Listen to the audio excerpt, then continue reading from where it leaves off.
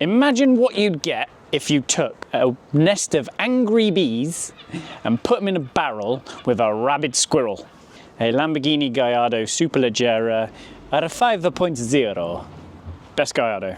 Let's get through the intro and we will tell you why this thing rocks. Biggity boop.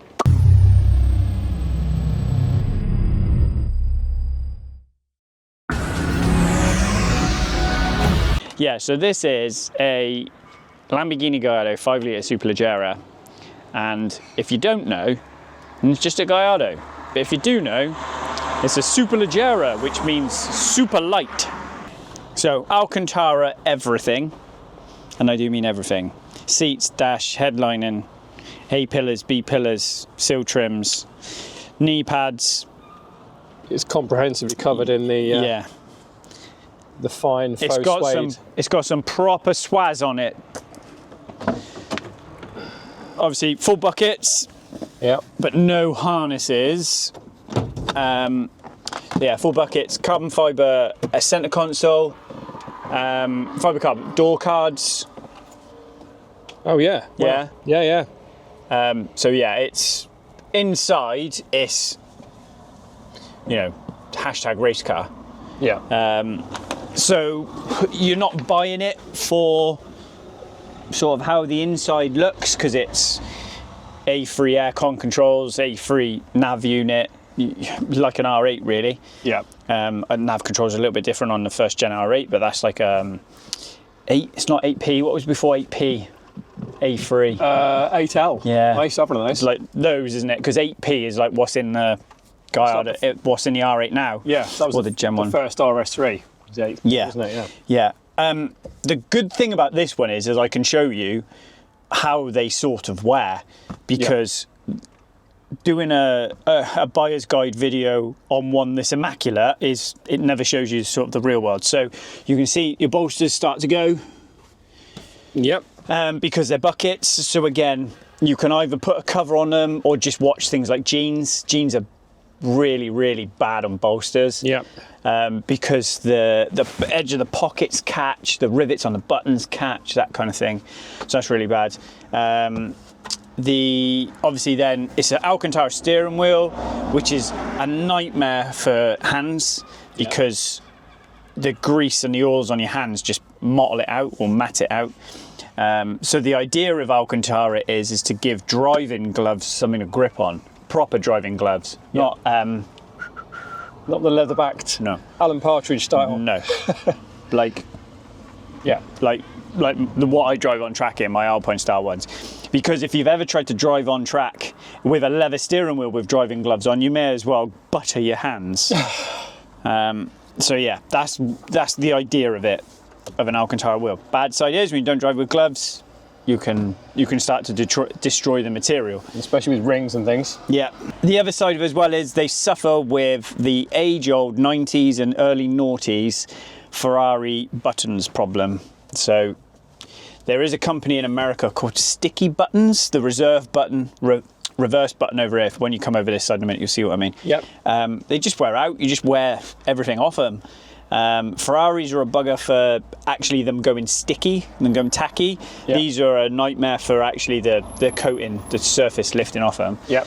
So again, not too brutal because they're Gallardo parts, they're not Superleggera parts, but they're Gallardo parts, so they're expensive. So again, would I walk away from a car if it had dodgy like buttons that weren't great? No, but obviously it would annoy the living daylights out of me, so you've got to be careful with that. Again, I don't know if you can see the orange, the colour in the headlining, so little things like that give it away. Because you see people that have them reupholstered and they take it out, or they put dodgy headlinings in and that kind of thing. So you get quite a few people try to make a Gallardo look like a Superleggera and it doesn't come off. Same dial as a stock car, but white. Yeah. So we've had a couple in this week because John's podium one is the black one. That's a Superleggera. That's a later one, isn't it? Head beater. No, 2008, 5 litre. Oh, okay. Yeah. That's got everything deleted out the exhaust, so that is literally savage. Yeah, brutal. So inside wise, you got, like, if you think how many times you get out of the car and you catch the door cards, you're going to do the same. Downside is they're like £4,000 worth of door cards because they're carbon, so just watch for that. Jordan's PPF'd a lot of the cars we look after, door cards, centre consoles, that kind of thing. Yeah. So just be mindful of that. You can polish some scratches out, but again, just try to do as much protection as you can. Mirrors, they're ridiculously expensive.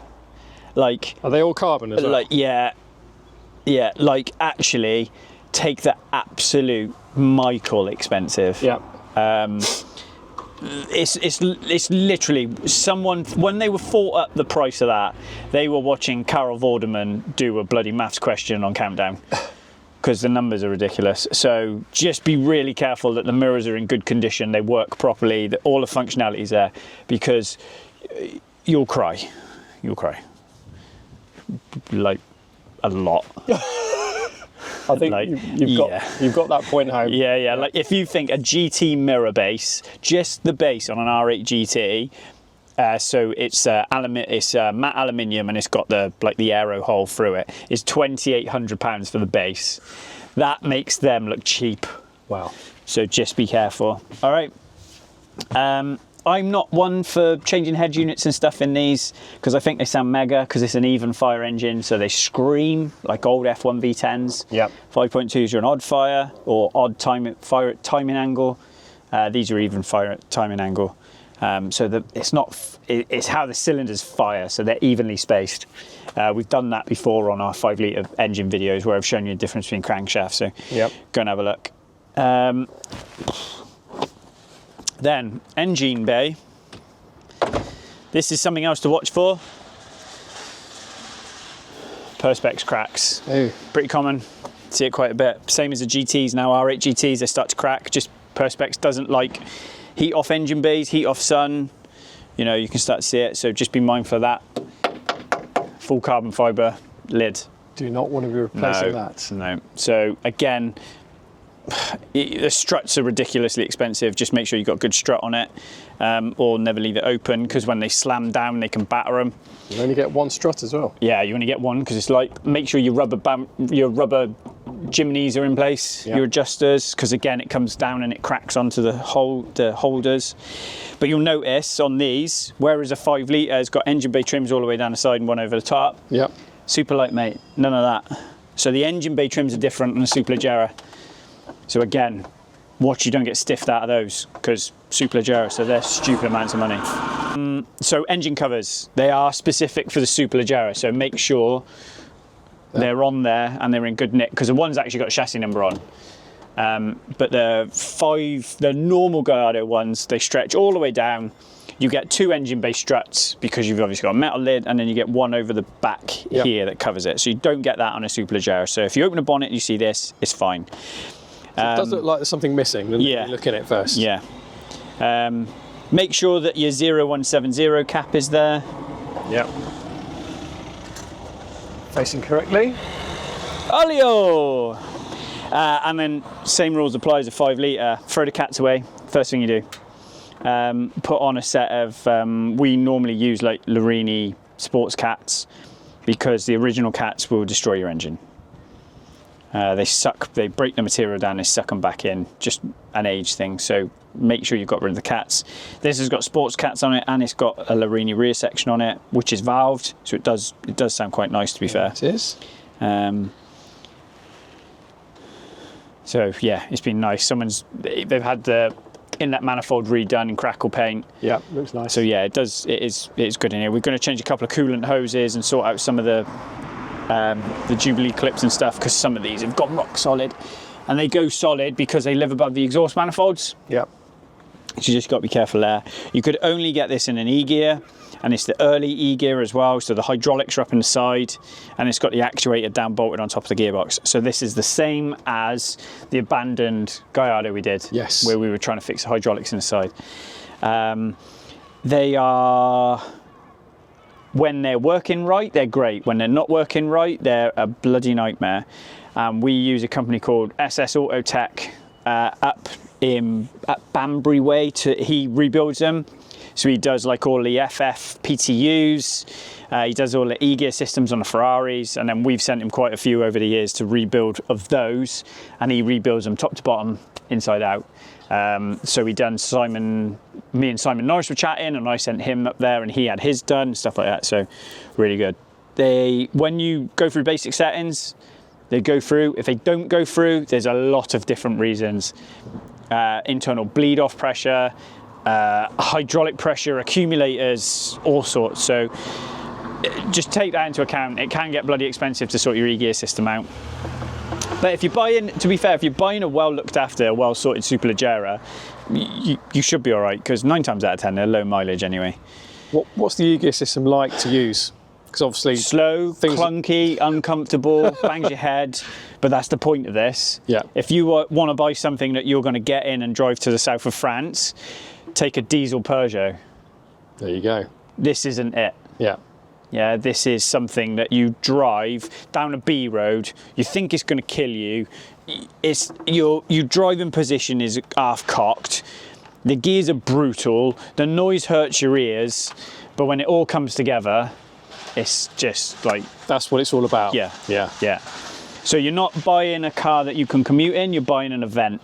Yeah. And you just have to, in the same way that a 360 Challenge Stradale, if you've ever driven one of those, you're like, who the hell likes these? Because they're hard, the brakes are just on or off, the suspension's aggressive, the steering is just, the gear shift is horrible, the throttle control is horrible, but you're supposed to drive it on the pipe, not commute through town. Yeah. And that's how you've got to look at these. That's how you've got to look at these. You know, an LP 560 is a better car, but it's not a better experience. It's not a better event. And then you start to get into things like where the suspension arms, the dampers, everything like that, it only comes from Lamborghini, and it is expensive. So the lower arms, Christ, they're like 1,200 quid each. You know, same with the upper arms. You've got to put dampers on. We just priced up a set of dampers for a car now. They're 4,800 quid. You know, if you've got one with nose lift, they're more. So these can be money pits. Yeah. These can be money pits. So just be very, very careful. This doesn't have original wheels on it. It's got aftermarket wheels. Because I've never seen, but maybe I'm wrong, maybe it was an out of market thing. I've never seen a right-hand drive car with those wheels on. Superlegs have got Superleggera wheels on them. So maybe they're, I haven't had the wheel off to look at the back of it, but that isn't a standard wheel as far as I'm concerned. Yep. Carbon rear diffuser, and the heat damage is normal. Yeah. I wouldn't worry about that. See it quite a bit. You can cock the tip slightly to help, but we see it on all of them, mate. They make so much heat that you just can't help it. So it just stains them brown. Pretty much the same brakes as on an R8 or LP Gallardo. So they're 4 pad calipers on the front, 2 pad calipers on the rear. Yep. And then separate handbrakes as well. This one's obviously seen a few curbs. Yeah. Again, this one he drives it. This one he uses. So you know, we fixed a couple of little bits on it for him. So that's the point. We've seen garage queens like oh god, he owns the green Corsa. Oh yeah. I've forgotten his name. I've forgotten his name as well. But the black one of that is concourse condition. Yeah. John's is nice, but John's is immaculate but used. Yeah. So body's had a couple of stone chips, and then yeah, this, like you've seen the insides. This gets used, this gets driven. But that's brilliant. Yeah, that's the point of it. Yeah. Don't want a garage queen. So bodywork wise, anything to look out for? No, bodywork wise, apart from the rear lid, which is carbon, everything else is pretty much same as Gallardo. Yeah. Mirrors and rear lid. Yeah. So you've got to watch out. You've got to watch out for that. The front bumper is slightly different to a normal Gallardo, so you just got to watch how they look. So that was quite a typical conversion. And then when you went to the LP 560, then they were definitely different. They didn't even call them super legs on a 5.2. They called Performantes. Oh, okay, so an early perf. Yeah, who knows the story? Because have you noticed how Aston Martin now use Superleggera and Lamborghini don't? Okay. Is there a story there? I'm not aware of that, but it sounds like there might be some digging to be done. Sounds like a myth, doesn't it? But I would love to know a little bit more, or if there is it, because when they went to LPs, it was a Performante. Yeah. Because we've had a couple of them on as well, haven't we? Yeah, we have. And have you noticed? Yeah, like the Aston Martins now, they're called Superleggeras. Yeah. That's interesting. But I think they're mega. I think they're mega. I think you've got to. What are you buying? Yeah? What are you buying? Would I buy this to go and do track days? No. You go and buy a 60 grand Gen 2 R8 and nothing will touch it lap time wise on track. We've already said that my Hurricane, I don't think my Hurricane was as good on track as didn't have the right manners as my R8 did. Yeah. But my Hurricane looked so much better than my R8. LP560 Gallardos, great car, still in E-gear. You could get them in manuals. We've done a couple of manual conversions on those. They had 5.2 engine. They were a little bit more well-mannered on the road because they were essentially, running gear was an R8. But again, if you were going to go and buy an exceptional LP560, would you not either go Hurricane or a Performante? If you're going to go out and buy these now, Superleggeras are in that crossover point of a really, really nice 5-litre Gallardo is almost touching a Superleg. Superleg wins, I think. Yeah. Yeah, it's just that bit more special, isn't it? It's more of an event. This for me, you put in the same category as a 360 CS. Yeah. It's that, you know, or you go the original GT3 RS. They're all the same kind of era. Sorry, of course they were the same era, but they all tried to be the king, didn't they? Yeah. Prices are a bit of a hard one because they're all over the place, in all honesty, depending on age and mileage or condition and mileage. There's a lorry in the background, I might add, but that's okay. I tell you what, should we go for a drive? Yeah. Come on, let's go for a spin then. I just want you to hear it, really, because they sound pretty gnarly.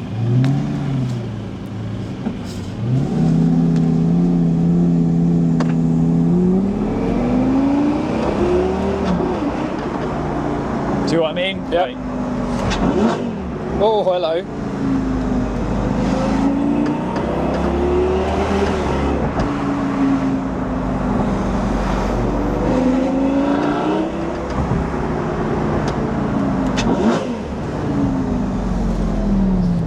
Take that sport It's mode. rorty. It's a bit revvy. Yeah. Yeah, so I mean, what's this done? 88,000 kilometres?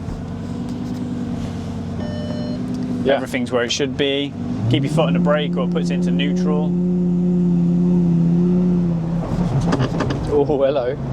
Yeah, see what I mean? It's just, it's Yeah. it's raw, innit? It's like, and the throttle's so direct that when you get caught in that like PID loop of a rock on the throttle, Yeah. it's like race car.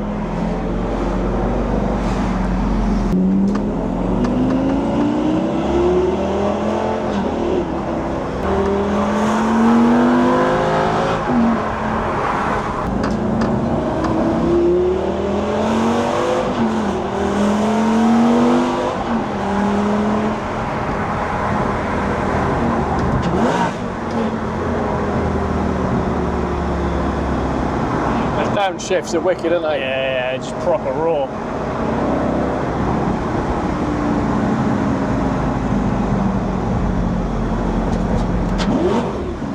Bit pushy for me, but Yeah.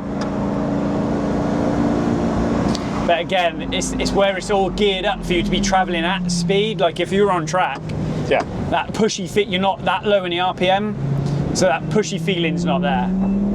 Whereas like you're trying to do traffic and it's doing a 3,000 RPM blip to downshift, when it lets the clutch out, you just go, "Bleh." But they have that howl to them, that 5-litre howl that nothing else has got. In the same way you can tell a 5-valve V8, you can tell a 5-litre Gallardo.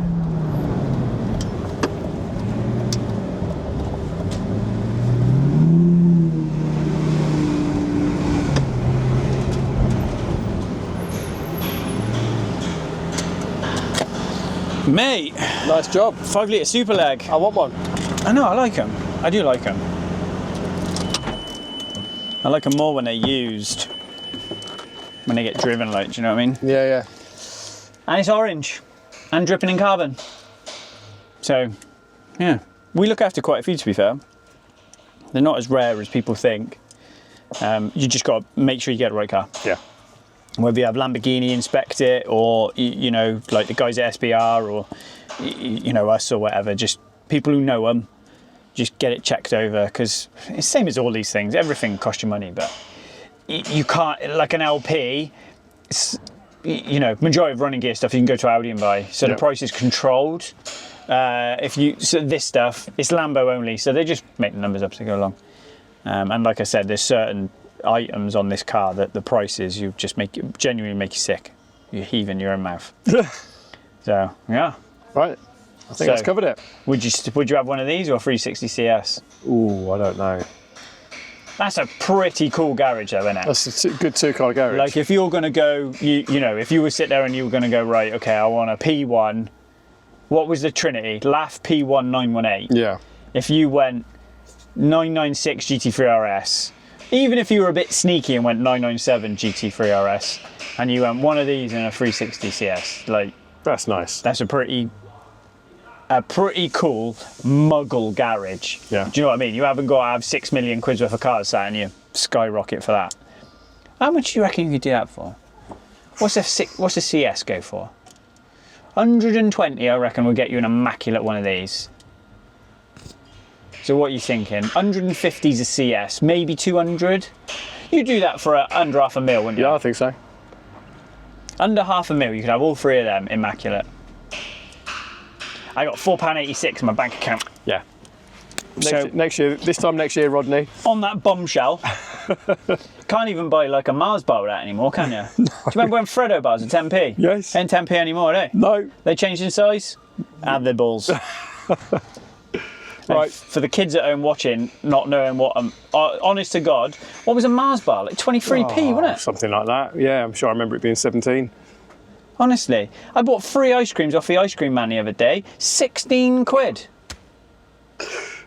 Mate. He handed me £4 back out of a 20. I went, mate, I think you've missed a couple of ice creams off. I'm like, I only had 3. And a Magnum, a 99 cone for Sienna with 1 flake in, and Jack had a screwball. I felt screwed after that, honestly. Someone needed to go hunting for my bubble gum. So anyway, go and buy a Superleggera and don't buy ice creams off the ice cream man. Sorted? Great advice there, mate. Thanks, mate. Welcome to RE Performance, where it's nothing but truth, honesty and supercars.